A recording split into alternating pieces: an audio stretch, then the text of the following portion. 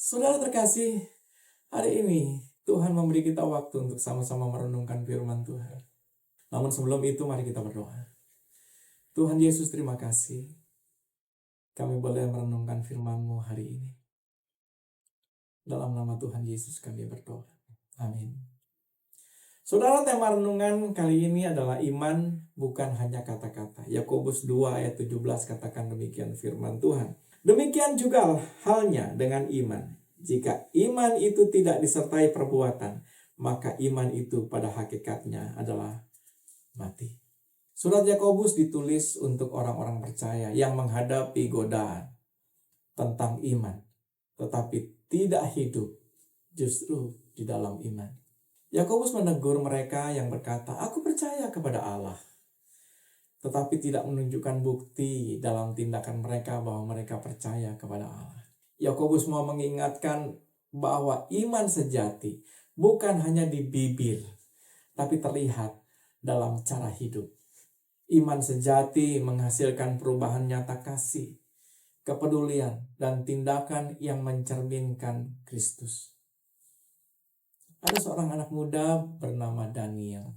Ia aktif di gereja, sering memposting ayat-ayat firman Tuhan di media sosial. Namun suatu hari seorang temannya mengalami kesulitan ekonomi. Awalnya Daniel hanya berkata, "Aku akan berdoa untukmu." Tapi saudara, malam itu Tuhan menegur Daniel dalam hatinya yang membuat hatinya tidak tenang.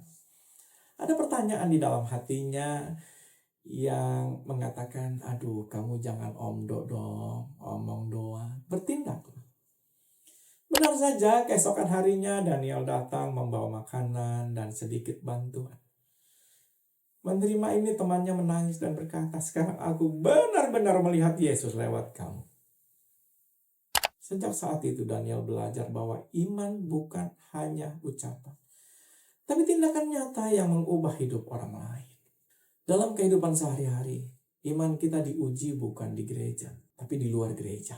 Saat teman kita kesulitan, apakah kita hanya berkata, "Aku akan doakan kamu," atau kita benar-benar membantunya?